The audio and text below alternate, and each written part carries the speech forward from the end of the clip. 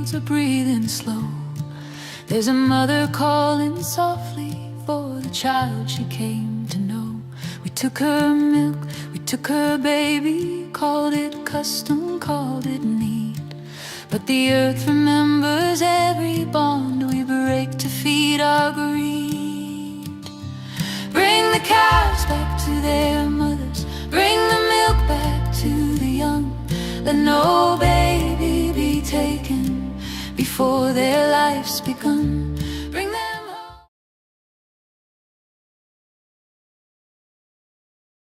He shows up for everything. Sailesh says, I say no to nothing. This is the year that Sailesh said we would be past the point of no return. The way he's a systems engineer who is able to look at the way things are from a systems perspective. And when he crunches the numbers as far as a system goes, we only have a little bit more time to understand that we're in a polycrisis and we have the poly solution. Sailesh's work over the last little while, besides everything, is bringing awareness to Planet B. We are moving, and Planet B is not a new planet, it's a new relationship with this one. So it's a relational shift with Planet A. Sailesh just finished a book that he shared at the Oxford Literary Festival at Oxford, and it's the guide to Planet B. So if you would like a copy of that, it's going to be loaded really quickly soon, if it's not already, on Climate Healers, a free PDF to read. A guide to Planet B is everything you need to know how to move from Planet A to Planet B into a compassionate system where, as Sailesh says, we are going to start to think in 7-generational thinking for our grandchildren and for the grandchildren of all species and their homes. So thank you, Sailesh, for leading us and for befriending us and allowing everyone to feel like they belong within this world and this new relational one with Planet B. Thank you, Tani. I'm going to share my presentation. I don't have too many slides this time. I'm just going to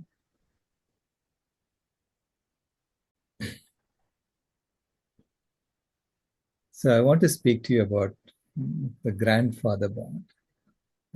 Before I begin, I want to quote Jonas Salk, who said, our greatest responsibility is to be good ancestors.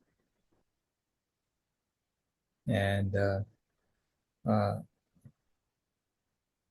had the privilege of welcoming granddaughter Kimaya in 2010. I held her in my arms for the first time, and she instantly convinced me that humanity belongs exactly as is. We all belong exactly as we are. And as part of that, we are undergoing a major transformation. So that was the message that I got from her right away. And I wrote a book about her. In fact, she illustrated it for me. And that was in 2023. It's called The Pinky Promise. And it has about 12 stories that happened between me and her. And that basically it illustrates how she taught me what I needed to know. So I really believe that we are at a time when children can teach us all, can help us undo the conditioning that we have received and become true ancestors, the good ancestors that we need to become. So as part of the Pinky Promise, let me explain how the Pinky Promise even happened. I'm an engineer, so I look at numbers. I try to crunch numbers to understand how fast things are changing and how fast we have to transform ourselves. And I was following the World Wildlife Fund Living Planet report that said in 2014, it said that between 1970 and 2010, we had wiped out 52% of all wild animals by total weight. And I calculated at that point that we are on track to wipe out almost all of them by 2026. So that's how fast things are going down. And when I did that calculation, I was shocked. I thought, if this is true, everybody should be alarmed about this. Everybody should be working on this. So I thought maybe my models are wrong, because I was using a very simple extrapolation from GDP data. So I said, okay, I'll wait for the next report to come out in 2016 and verify whether my calculations are correct or not. So I hung around, I waited, and I was basically doing all kinds of other research work. And then in 2016, August, the next Living Planet report came out, and it said that between 1970 and 2012, we had wiped out 58% of all wild animals by total weight. And at that point, I realized that my calculations were reasonably accurate. So we are on track to wipe out almost all wild animals by 2026. And 2026 to me became like, you have to transform the entire system by then. Otherwise, we have no choice. Right? We're in big trouble. So I see this as the fire on our planet that we have to put out. And so that evening, right after I made this discovery with the Living Planet report, I was asked to put my granddaughter to bed. Normally when I'm asked to do that, I read her a story. She listens to my story, and usually she dozes off. And so I was reading her this story. It was actually Ruby Roth's book. That's why we don't eat animals. And at the end of the story, she put her head on my shoulder and she asked, "Grandpa, who were the first human beings?" Now, I have promised her that I'll never, ever lie to her.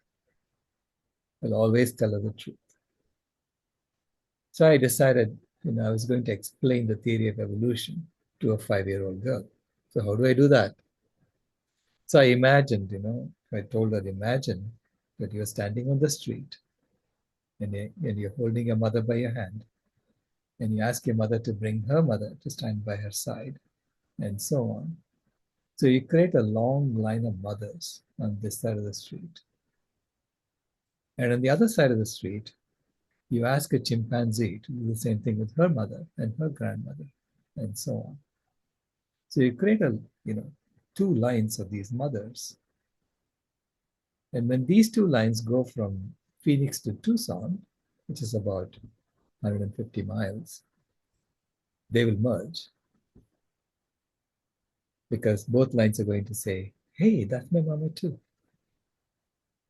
Of course, I was basing this calculation on, the distance between two mothers, and doing all these calculations in my head. Distance between two mothers, and how long will it take to get to 3 million years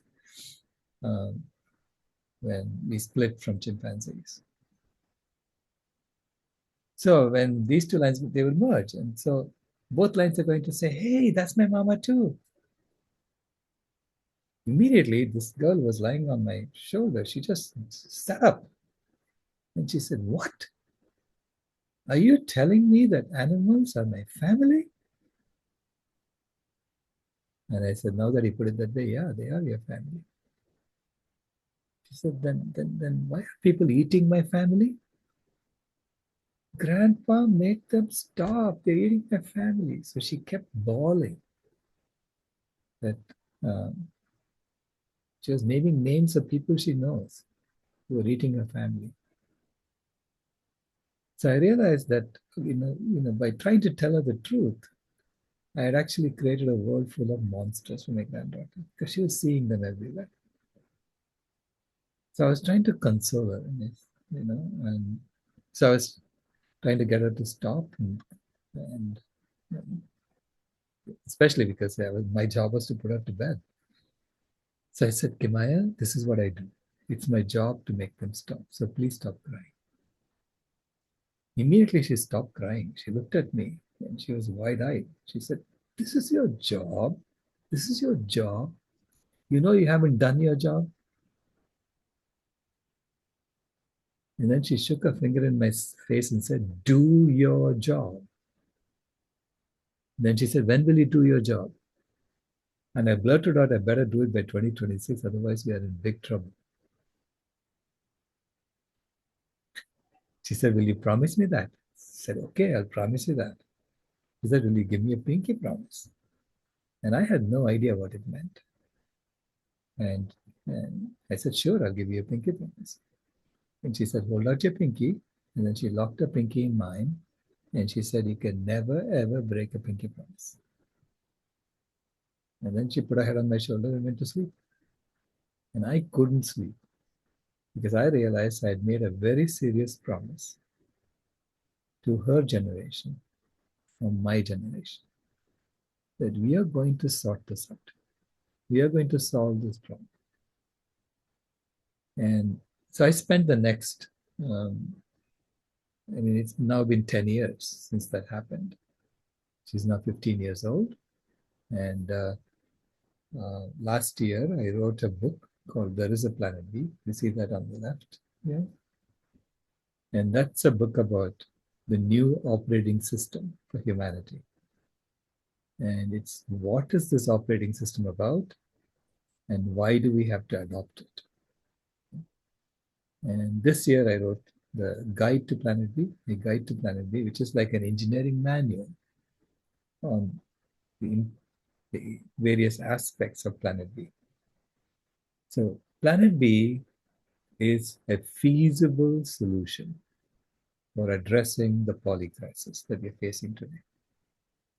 Now, before I go into that, explaining to you what Planet B is and why we have to adopt something like that.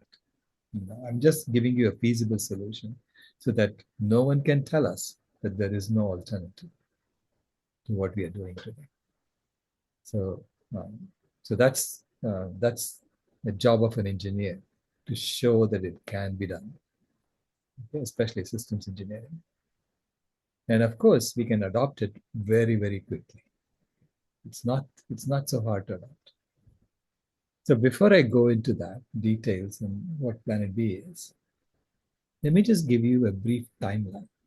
So this is my understanding, because once Kimaya came into my life, I went back and looked at the history of humanity, and I tried to make sense of it as if we belong exactly as we are, because that's what she had convinced me.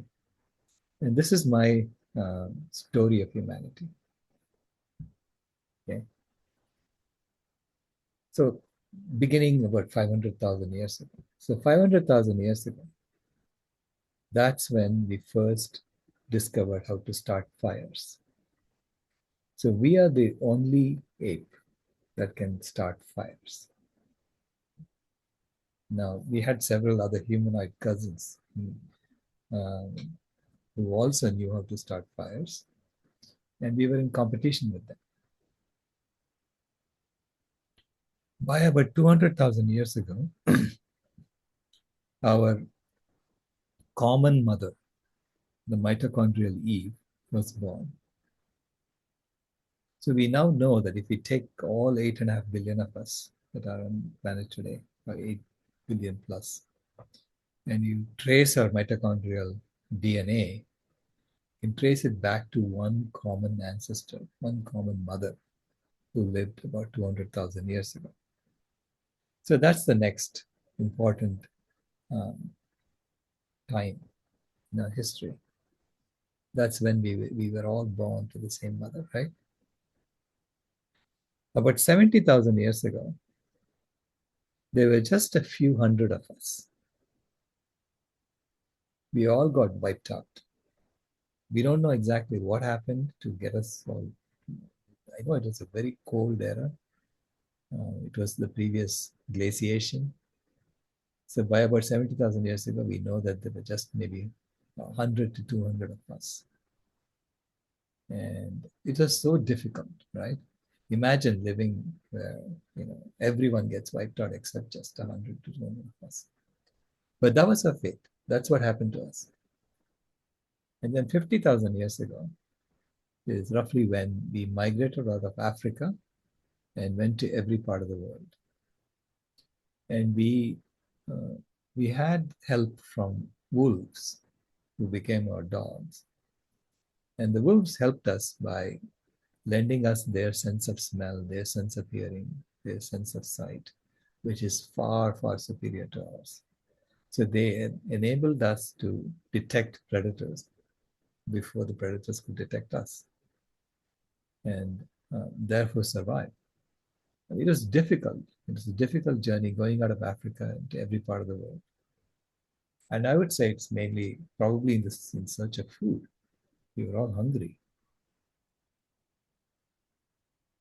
So then comes the current warm period. And 10,000 years ago is when we started agriculture almost everywhere. And that's the next significant thing that happened in our history. We started agriculture everywhere. And by doing that, we actually started heating up the planet. Because to do agriculture, we had to chop down trees. So there were about 5 to 6 trillion trees on Earth 10,000 years ago. Now there are only 3 trillion trees left. So half the trees have been cut on the planet. And that was how we kept the Holocene era with the same temperature. That allowed us to do agriculture. Because if we don't have the same climate, it's difficult to do agriculture. And about 250 years ago is when we started the Industrial Revolution and designed all these new tools, and science helped us build these new tools. So it was a proliferation of knowledge and technology that happened starting 250 years ago. And about 30 years ago is when we formally discovered that we are impacting the life support systems of our planet. That we have become so powerful as a species that we are literally changing the life support systems of the planet. That's when we first discovered it, even though we have been doing it for 10,000 years. Okay? 30 years ago is when we had all the technology and the instruments to tell us that this is what we have been doing. And now we have the technology and instruments to actually create this timeline, to understand this history. And now we have to figure out what are we going to do going forward. So we have impacted the life support system so much that we are in danger now of destroying all life as we know it. So this is where we are, friends. So now I want to talk to you about what do we do going forward.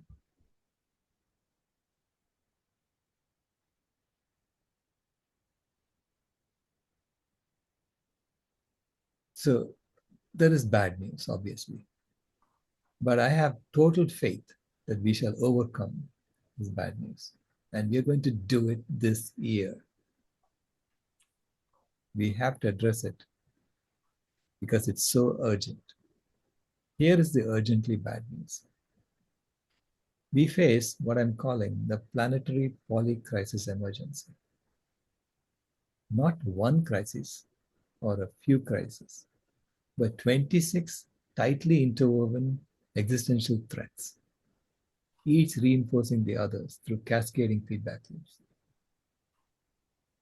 How we shall overcome them? Well, there is a solution. There is a planet B. There is an alternative. Not a distant planet to escape to, but an alternative operating system for human civilization that systematically addresses all 26 crises simultaneously. So let me explain both. First, the polycrisis. We are not exaggerating when we call this an emergency. It's a fire. It's a fire in our home. Consider what we are facing. Ecologically, mass extinction at 1,000 to 10,000 times natural rates. Climate overheating. Ecosystems collapse with coral reefs dying. Amazon approaching irreversible tipping points. And forests fragmenting. Chemical pollution saturating every ecosystem. Ocean acidification threatening marine food webs. Freshwater depletion and nutrient cycles catastrophically disrupted. Personally, chronic disease epidemics killing tens of millions annually, mental health crisis, obesity epidemic, a pervasive sense of disconnection, despair, and moral fragmentation as we are forced to violate our deepest values daily just to participate in normal life. Institutionally, education systems preparing students for obsolete economies while ignoring existential crises. Runaway animal agriculture, runaway commercial fishing, both destroying ecosystems, endless growth economics, demanding infinite expansion on a finite planet, runaway artificial intelligence, runaway gene editing, and endless apocalyptic war. Socially, world hunger despite producing enough food for 10 plus billion people, modern slavery, neocolonialism, rising inequality, and public health deteriorating with pandemic vulnerability and antibiotic resistance, loneliness epidemic, as severe a health risk as smoking, and communities fracturing under strain. Now, these are not separate problems. They're one interconnected emergency with cascading feedback loops. For example, ecosystem collapse reduces food security, which increases hunger, which drives agricultural expansion, which accelerates ecosystem collapse. So that's a feedback loop that accelerates ecosystems collapse. So 15 of these 26 crises possess independent capacity to cause human extinction or civilizational collapse. Together, their interaction has created a planetary emergency unprecedented in human history. So we are not approaching emergency, we are already in emergency. I've been raising an alarm about this emergency for nearly 2 decades. And in that time, I've watched every one of these crises get worse year after year. An alarm tends to be loud, irritating, and insistent that you pay attention to silencing it before doing anything else. And I'm happy to confirm from a reliable source, a good friend of mine, that I have been loud, irritating, insistent, and more. So this polycrisis isn't the result of isolated failures. It's the predictable outcome of what we call Planet A, our current operating system for human civilization, which is designed around a few core directives. Grow the economy endlessly, maximize individual consumption, extract resources efficiently, minimize apparent costs while concealing real costs, treat nature as separate from humanity, and value some lives more than others. This operating system has been running for centuries through various updates and patches, from feudalism to capitalism, from colonialism to neocolonialism. The interface changes, but the core programming remains the same. So the polycrisis is not a malfunction. It's the result of Planet A functioning exactly as intended. But here is the crucial insight that most people miss. There is an alternative. There is a Planet B. Not a distant planet to escape to, but a different way of organizing human civilization.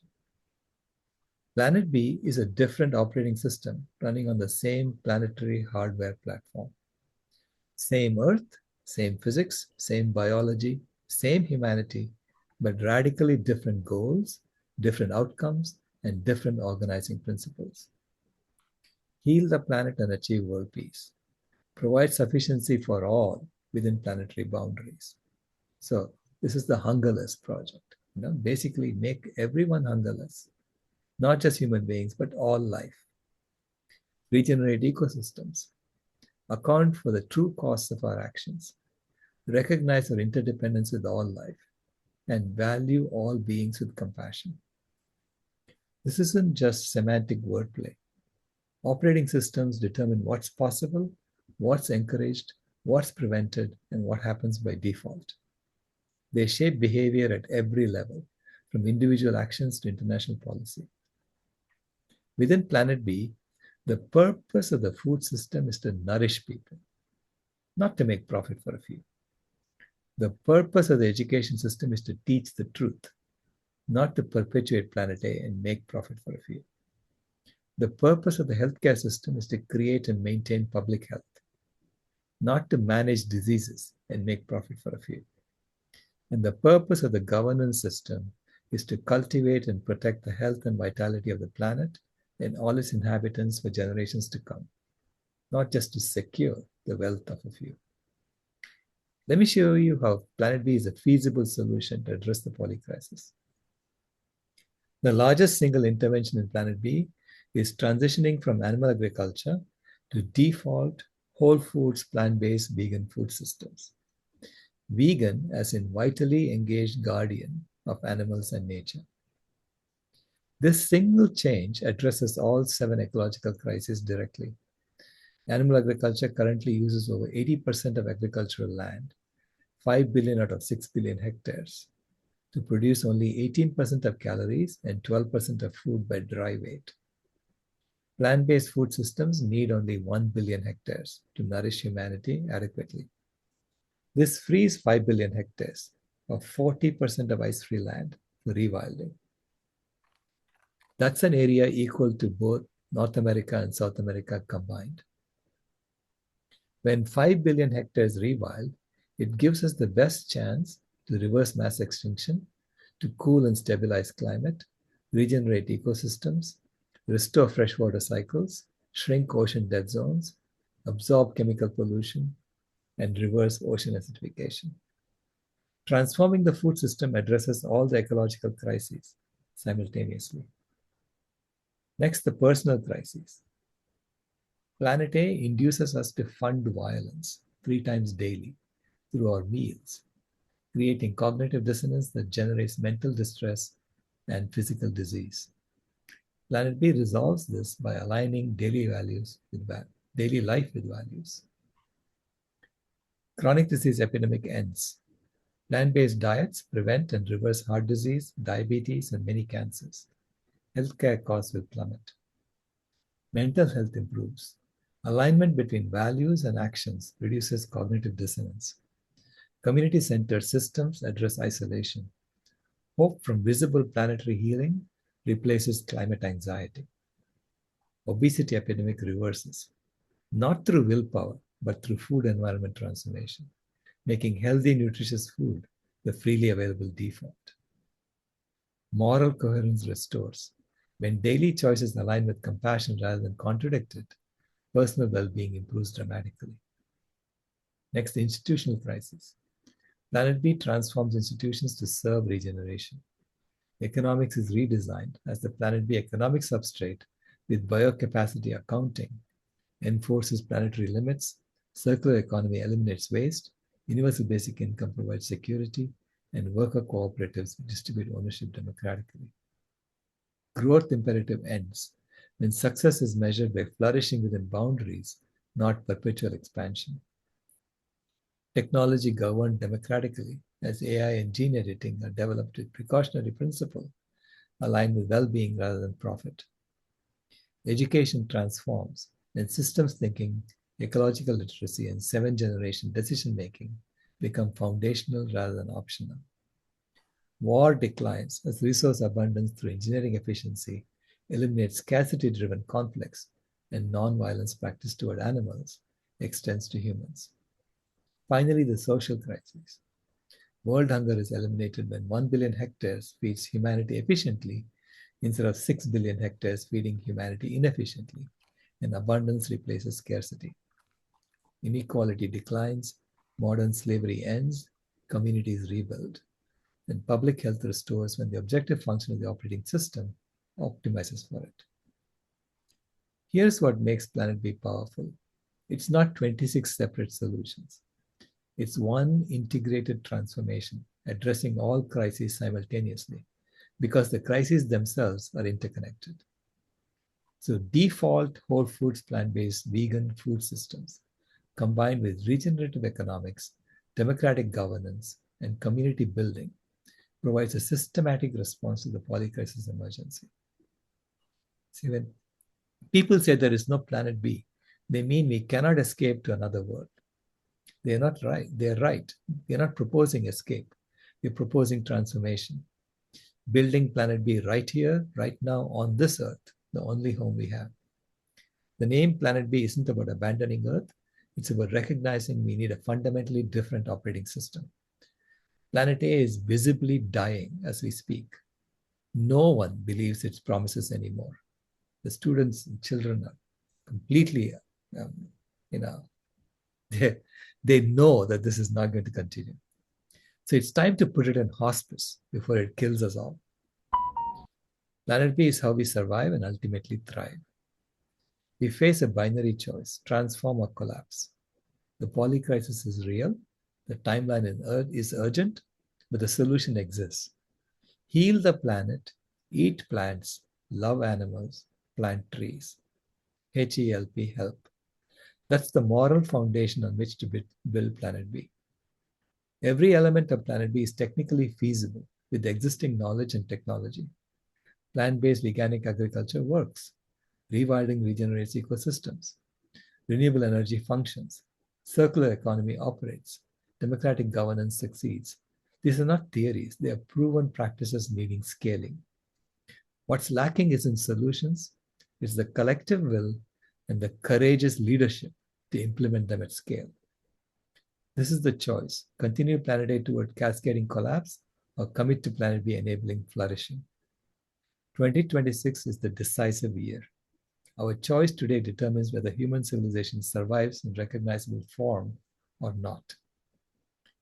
Here's the invitation. There is a Planet B. It's not a fantasy. It's a practical framework addressing the polycrisis emergency comprehensively. Every component is proven. The question is whether we will build it while there is still time. Build it and verify that every element of the polycrisis is being addressed adequately, and take remedial steps as appropriate when it is not. I'm inviting you personally, institutionally, collectively to join this transformation. Start with your next meal. Choose plants over animals. That choice multiplied by billions transforms food systems. Engage your institution. Advocate for plant-based vegan defaults, sustainable policies, and democratic governance. Invite our Planet B team to your institution for longer, in-depth conversations with free food from Loving Hut. Support the movement. Fund organizations building Planet B. Use your platforms to amplify transformation. The polycrisis is unprecedented, but so is the opportunity. We get to be the generation that chose survival over extinction, healing over destruction, life over death. There is a Planet B. We can build it, we must build it, and we are building it. The only question is, will everyone join us? Thank you. Thank you so very much, Sailesh. The last slide we saw on the screen was a brief history of humanity. Is there a couple other slides you would like us to see, or was that it? Yes, I would like you to see a couple more. Okay. So this is a hero's marathon journey. And I wanted this slide to be on when I was reading my speech. Sorry about that. Kimaya illustrated this, showing how what we have been doing for the last 500,000 years has been about taking control of the life support systems of the planet. And we have done that. Because once you break something, you own it. This is the pottery barn principle. So we have broken the life support systems of the planet, so we own it, which means we have to stabilize it and maintain it going forward. That's the Planet B approach. That's what we have to do. But if we continue doing what we're doing, we're going to die. Okay? It's that simple as that. And that's the Planet A approach, is to continue doing what we're doing. Going to McDonald's, or the M, with a clown standing outside. And the number one step in eliminating planet A and transitioning to planet B is to stop dairy. Dairy is the key, okay? And make this mother-child bond as sacred. Say, make it unsacred and unbreakable. And everyone will agree with that. And once we implement that, planet A will automatically wither away and planet B will flourish. So that's what I wanted to say. Thank you all so much. I'm happy to take any questions.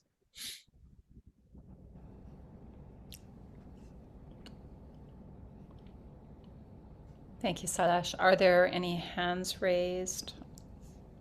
I do not see any questions in the chat at this point.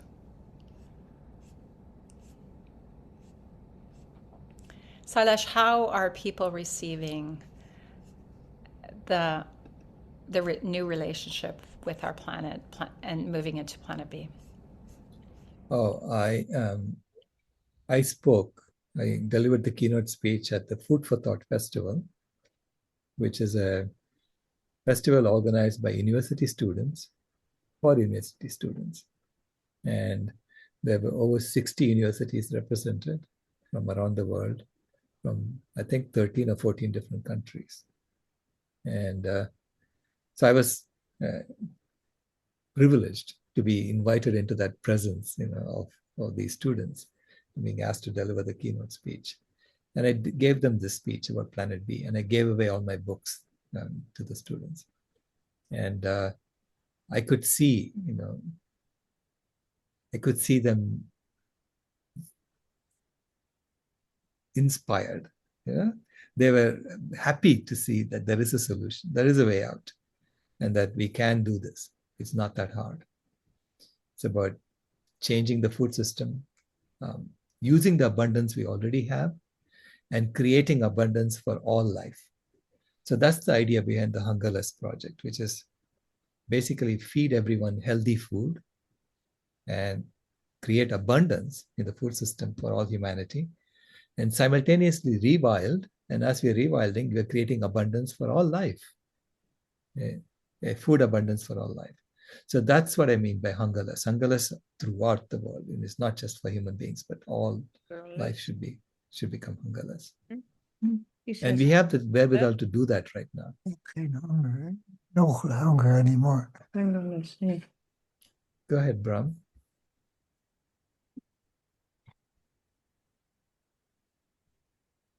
Yes, I very much like what you said. It was amazing what you have done there. It's so wonderful. I have a question, namely, over all your books, I've learned that humanity's actions have maybe not positive, but they have helped the system to keep in balance. Correct. So I think maybe the next step, what do you think, is the next step that we have to change our brain in 1 year to make it possible? I had a question. No, we have to change our objective functions. And so literally these are systems, and systems determine how we think also. An operating system determines a lot of, we get taken in along the current of the operating system that we are in. So if you're on planet A, you're going to do what everyone on planet A intends you to do. But as soon as we adopt planet B protocols, our brains will also change. It's amazing. We will adapt as we change the system, as we transform the system. So global warming has sort of been a positive effect in getting us started to change. Correct. It's a signal from nature saying no more of the old. Yeah. So not just global warming, all of the planetary boundary transgressions are a signal from nature saying you're done with that phase with planet A and you need to move on to planet B. So it's the highest crisis, I guess, maybe in history. Correct. Yeah. So I say that our generation has a chance to become, I mean, a generation that everyone will talk about going forward when we do this transformation. Okay? We have no choice but to do it.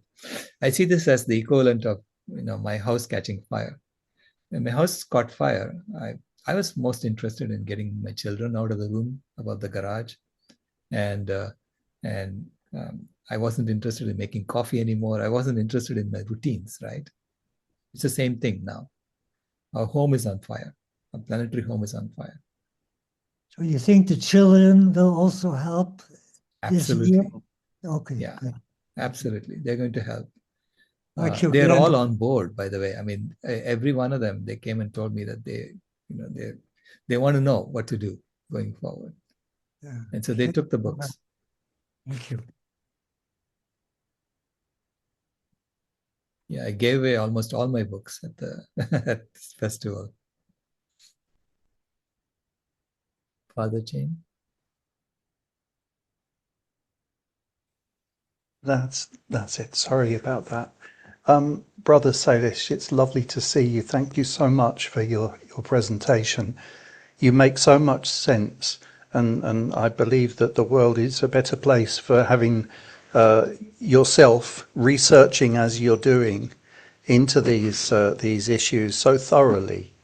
And I just wanted to thank you personally for everything that you're doing, but also I wanted to ask you regarding your granddaughter. Is she aware of the enormous impact that Pinky Promise has made on you in the course of your life? And if so, Yes. what does she feel about the work you're now doing? No, she's very much aware of it, and she I think she appreciates it. I don't know, but I have to ask her. And I mean, for me also, I am deeply grateful that that happened to me. That I was chosen by her to to make That's the Pinky beautiful. Promise. Beautiful. Yeah, yeah. So I'm Thanks. grateful that she came into our lives. Thank you. Thank you. Thank you. Hi. Thank you so much for this weekend. I just wanted you to know that the chat's disabled and I don't see a questions link. So that's maybe why you didn't have any questions.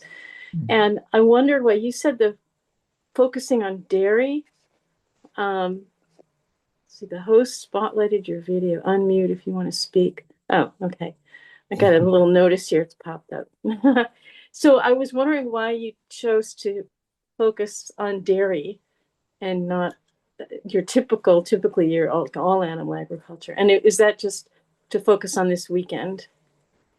Yeah, well, it is all within animal agriculture. We know that we have to transition out of animal agriculture. So it's very clear. But what is the first step within that? And I'd say the first step within that is to ban artificial insemination, ban the separation of mother and child. These are the things that we can all agree on. It's not that it's a left versus right issue. No, it's all of us will agree on this. Okay, do not separate a mother from a child. How hard is that, right? Doesn't that happen in all of animal agriculture, though? It's happening in all of animal All agriculture. of it, yeah, yeah. All of it, yeah. Separates Dairy mother does and seem child. to be particularly hideous, though. Correct. And so within that, dairy is the linchpin, so to Right. speak, because dairy is the source of cheap beef. Yeah. And because without dairy cows being ground up and turned into beef patties, there won't be a fast food chains. Right. There won't be fast food chains. Right. So all of them will collapse, right? And I'm saying that focusing on mother-child bond and focusing on dairy is key to transitioning the system. Thank you. And I also think this might be an aside here. I'll be quick. The pharmaceutical industry, it seems to me, would be the one industry that would truly stand to lose the most, because something like 70 to 80% of their products are for farmed animals and fish. And that may be even more to do with propping up this industry than, some of the other things. I don't know. But anyway. Yeah, absolutely. Absolutely. But thank you so much. Yeah, we are doing a system block diagram to show how, these industries all work together.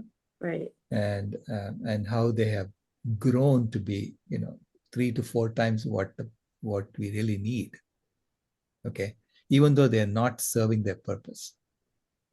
Yeah. If you assume the purpose of the food system is to nourish people, you would think, right? It's failing. You can walk into right? a grocery store and see that that's not true. Yeah, it's failing, but we know how to correct it so that it works right. Okay, it's not like we don't know how to design systems that would actually nourish people. And I'm saying we need to design systems like that and then actually implement it, right? Implement a system that nourishes people. Yeah. Thank you. Thank you. And just to add one quick thing to that, Nancy, is that International Calf and Cow Mother's Day represents the mothers and babies of all species and their homes, and highlighting the dairy industry, but we're including the animals and mothers and babies of all species. Okay. Right. Valerie? Hello, Sailesh. Thank you so much for your presentation and the fact that you're crunching the facts and the numbers. That's where you might just convince the world A thinking, to realize that that there's no choice, and sometimes that's what it takes. That there's no choice. On the other hand, we've talked about the sacred bond between the mother and the child, and this is where it happens, is the change inside that really guarantees that things stay that way, because if external pressure changes, then bad behavior can revert. So we change the heart, but and it's a very difficult thing, and Nancy mentioned a few of the interconnected, very complex systems between farming and the meat industry and the pharmaceutical industry, and then you can end up thinking that with such a task, how do you change people's minds or even begin? And we were told by our elders many years ago, and it really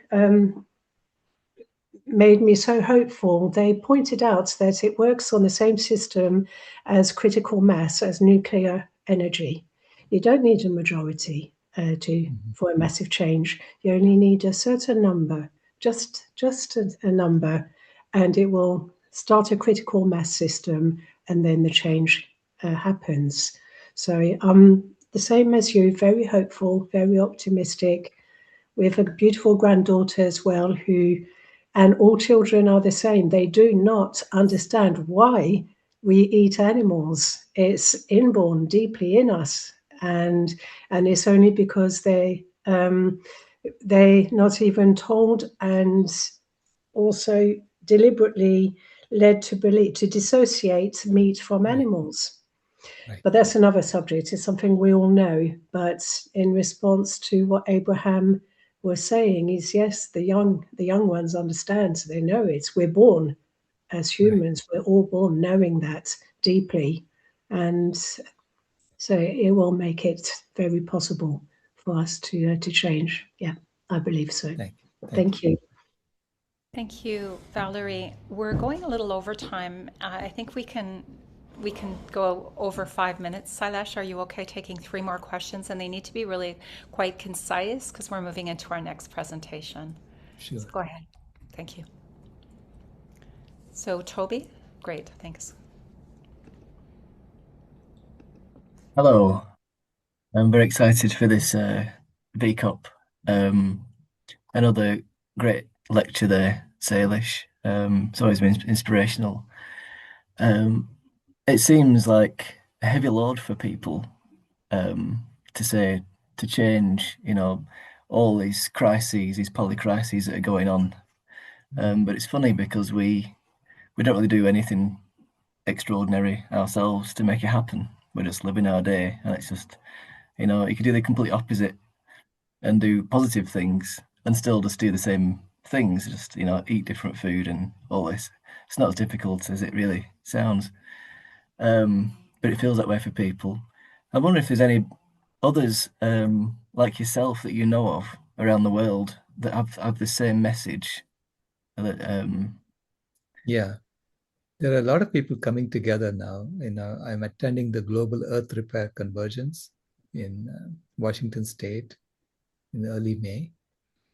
And we are expecting about 500 people who are talking about how do you repair the earth? How do you reverse this crisis that we are in? And so there is a gathering happening of more and more people who are beginning to realize that there is a way out, and this time is, you know, of the essence, that we need to do this very quickly, right? And it's really about implementing hunger less. I mean, making sure that everyone has access to healthy food for free. So you don't have to change people's minds directly. You change it through their stomach. You know, right? So once people eat the food, because, you know, we are also doing we are doing an academic paper on how to change the education system, how the education system locks us into planet A, right? And how do you now tweak that to make it transition to planet B? Because the education system propagates the protein myth and the calcium myth and all the myths, not just these two myths, but all the myths. That's how the myths are sustained, because the education system is propagating it. yeah, great, thank you. Yeah, sure. Jane, can you ask really quite quickly? And it looks like Nancy has her hand up. Okay, we just have one more minute. Thanks. Oh, you're muted. Go ahead, Jane.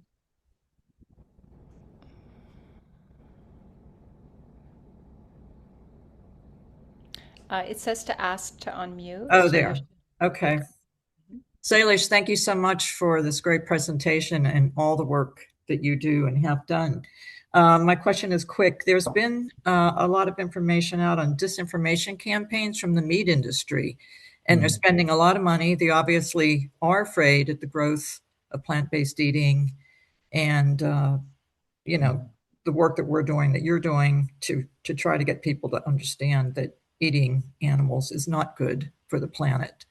So I don't know if you have any comments about those campaigns, but if you do, I'd be interested in hearing it. Yeah, the meat industry, of course, has been very active, shall I say, since 2019, since the pandemic, and they have been,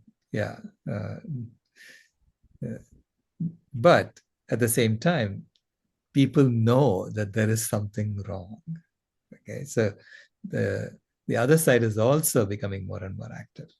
Okay? And because nature is on our side, you know. I think the life support systems are really screaming at us, saying, take action. And if we don't heed that message, we don't have any business claiming to be an intelligent species. Okay, so that's where we are. And so the meat industry has no choice. We have to help everyone who's in the meat industry or in that animal agriculture industry. We have to help them transition, and so that they find a place in planet B as to what it is that they're going to be doing. Okay, it's really about including all of us, including everyone, including the excluded. There is no one being excluded in the planet B protocols. Thank you. Totally agree with you. Thank you. Sarah said she had her hand up for 10 minutes. This will be the very last question. And just to let Anne and our next guest know, I will not be giving an ICCMD update, so you'll have your full rest of the hour. Okay? We will allow the guests to take the time. Thank you. Thanks, Sarah. Hi, Dr. Rao. I really appreciate you having this V-COP conference online. My question is, what do you think the turning point would be to get the mainstream media to admit that animal agriculture is the leading cause, 87%, and how do you do that? Yeah, that's specifically about climate science. with climate change, the impact on climate change. It's already well known that animal agriculture is the leading cause of every other planetary boundary transgression. So we have to encircle them and say, look, you already admitted all of this. You already know that it's using so much land. And therefore, let's do the calculations right. I'm doing my calculations. I'm showing them based on Jared Bishop's paper. And finally, I got someone from the IPCC at EarthX who came and sat through my presentation. And she connected me with others. And then she invited me to submit a paper to European Geophysical Union's magazine, in technical journal. And so I'm going to be doing that. So it's like, it's slowly. They wake up and say, all right, come on in. You're right. It's been misunderstood. Right? It's a process. You have to get one or two to say, yes, you're right. And then give us the in to write papers, to get it published. And then that's how you'll get through. So I'm writing a paper. Actually, it got approved. I sent the abstract, it got approved. He's asking for the full paper now. So I'm working with Pooja on that. Thank you. Thank you, everyone.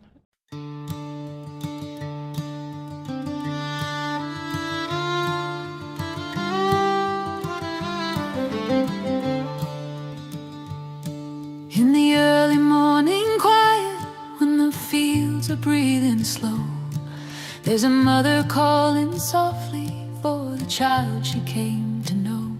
We took her milk, we took her baby, called it custom, called it need. But the earth remembers every bond we break to feed our greed. Bring the cows back to their mothers, bring the milk back to the young. Let no baby be taken before their life's begun. Bring them home to their mothers, let their bodies tell the truth. What was made for loving was never ours to use.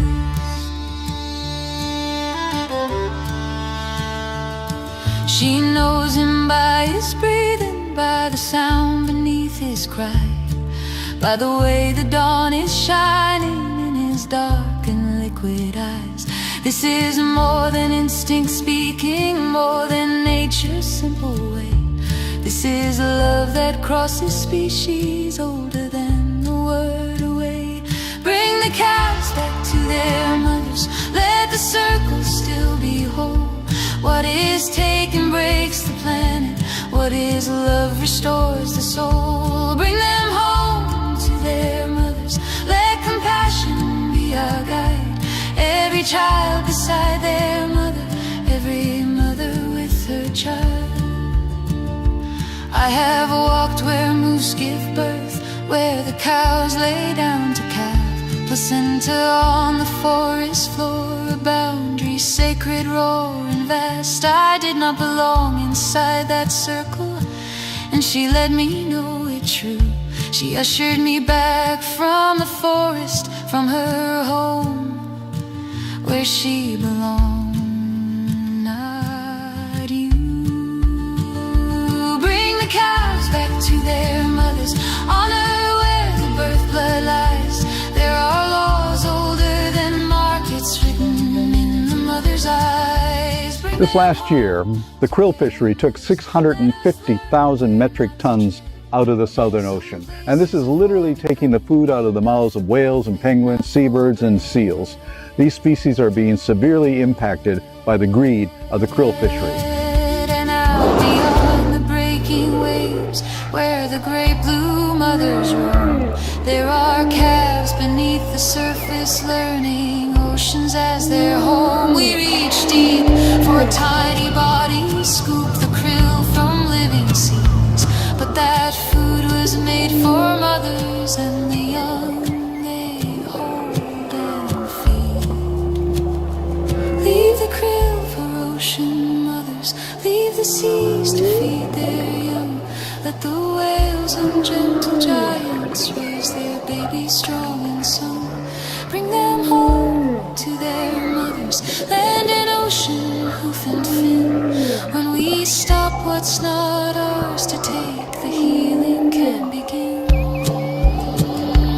We are waking from a long divided dream, where we fed on domination and called violence routine. Now a wider love is moving through our hands and what we choose. Every meal a sacred promise that no mother has to lose.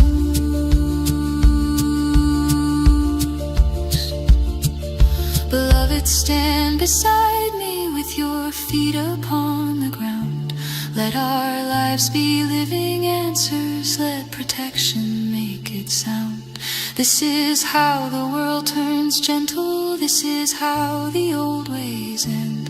When we choose the mother-child bond again and again and again.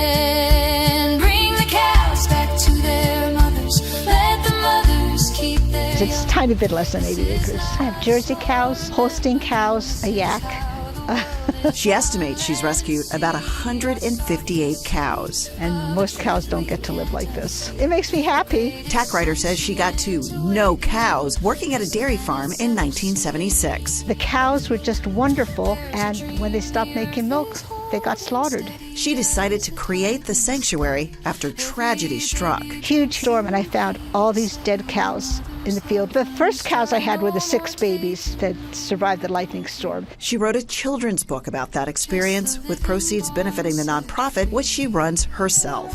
We feel entitled to artificially inseminate a cow, and when she gives birth, we steal her baby. Even though her cries of anguish are unmistakable,